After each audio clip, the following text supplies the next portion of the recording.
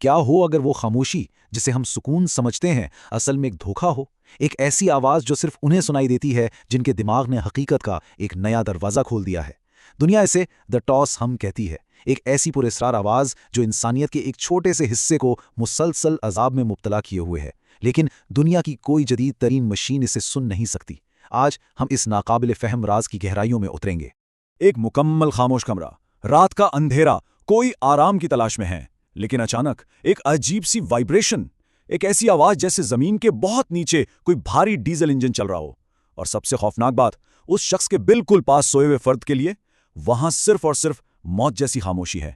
ایک phantom vibration, ایک ایسی آواز جو صرف دماغ کے اندر گونجتی ہے۔ اور سب سے حیران کن حقیقت، پوری دنیا کی آبادی کا صرف 2% حصہ، صرف 2% لوگ اس لو فریکوینسی آواز کو سننے کی صلاحیت رکھتے ہیں۔ یہ کوئی چھوٹی تکلیف نہیں، یہ آواز آہستہ آہستہ ان لوگوں کو پاگل پن کی گہرائی میں دھکیل دیتی ہے۔ ایک ایسی آواز جو کبھی بند نہیں ہوتی۔ 1990 کی دہائی، امریکہ کا ایک چھوٹا سا صحرائی شہر تاؤس، یہاں سے اس خوفناک کہانی نے شہرت پکڑی۔ ایک ایسی جگہ جہاں حقیقت اور وہم کے درمیان کی لکیر مٹنا شروع ہو گئی۔ تاؤس کے رہائشیوں کے لیے یہ صرف ایک آواز نہیں تھی، یہ ایک عذاب تھا، ایک ایسی ڈیپ وائبریشن جو صرف کانوں میں نہیں بلکہ جسم کی ہڈیوں میں محسوس ہوتی تھی۔ نیندیں بالکل اڑ گئیں، لوگوں کی ناک سے اچانک خون بہنے لگا، دماغ پر ایک ایسا بوجھ جسے برداشت کرنا ناممکن تھا۔ 24 گھنٹے کا ایک مسلسل ذہنی شکنجہ۔ حالات اتنے سنگین ہو گئے کہ حکومت کو آنا پڑا۔ دنیا کے بہترین ایکوسٹک سائنٹسٹ جدید ترین ہائی ٹیک آڈیو مشینز کے ساتھ ٹاؤس پہنچے۔ مقصد صرف ایک تھا، اس آواز کو پکڑنا، اس فزیکل ساؤنڈ ویو کو ریکارڈ کرنا۔ امید تھی کہ سائنس اس راز سے پردہ اٹھا لے گی، لیکن نتیجہ کیا نکلا؟ ان اعلیٰ ترین مشینز نے کیا ریکارڈ کیا؟ مکمل خاموشی، ایبسولوٹ سائلنس۔ ایک ایسی آواز جو لوگوں کی زندگیاں تباہ کر رہی تھی، دماغ کو چیر رہی تھی، وہ اس مادی دنیا میں تھی ہی نہیں، وہ فزیکل اکوسٹکس کا حصہ تھی ہی نہیں۔ جب سائنس جواب دینے سے قاصر ہو تو سوال اٹھتے ہیں، ایک ایسی چیز کو کیسے سمجھایا جائے جو فزیکل ریالٹی میں وجود ہی نہیں رکھتی مگر دماغ اسے پوری طاقت سے محسوس کرتا ہے؟ ماہرین نے اس راز کو سلجھانے کے لیے دو بالکل متضاد تھیوریز پیش کیں۔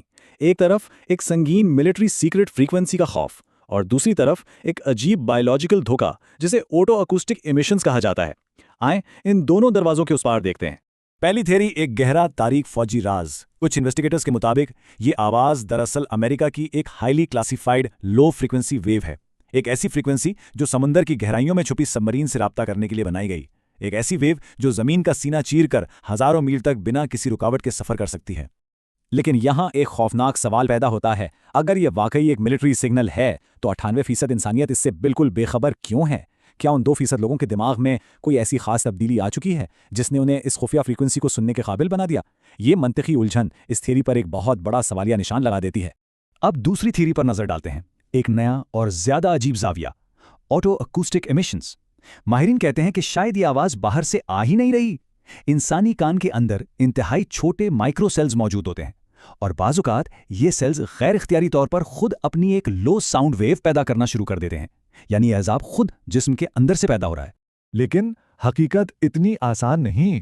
اس بایولوجیکل تھیوری میں ایک ایسا تضاد چھپا ہے جو دماغ کو جھنجھوڑ دیتا ہے، ایک ایسی الجھن جو اس کہانی کو ختم نہیں ہونے دیتی۔ اگر یہ مسئلہ صرف مائکرو سیلز کی ایک عام سی خرابی ہے تو پھر دنیا بھر میں الگ الگ جگہوں پر موجود ہزاروں بے ربط لوگ بالکل ایک جیسی سٹینڈرڈ ڈیزل انجن کی آواز ہی کیوں سن رہے ہیں؟ ایک رینڈم باڈیلی ایرر دنیا کے مختلف کونوں میں سب کے لیے بالکل ایک جیسا میکینیکلی شور کیسے پیدا کر سکتا ہے؟ یہ ناممکن معلوم ہوتا ہے۔ اگر کبھی حقیقت کے پردے کے پیچھے دیکھنے کی خواہش محسوس ہوئی ہو تو ہمارے ساتھ شامل ہوں، مسٹک مائنڈ ورلڈ کو سبسکرائب کریں اور آئیں مل کر اس نامعلوم سفر پر نکل پڑیں۔ کیا یہ صرف ہمارے جسم کا ایک نقص ہے یا حقیقت بہت زیادہ خوفناک ہے؟ کیا ایسا تو نہیں کہ وہ 2% لوگ دراصل اس دنیا کی ایک ایسی بیک گراؤنڈ نوائز سن رہے ہیں جو باقی پوری انسانیت کے لیے میوٹ کر دی گئی ہے؟ ایک گلچ ان ریالٹی، شاید اس دنیا کا پردہ اٹھ رہا ہے۔ سوچیے گا ضرور۔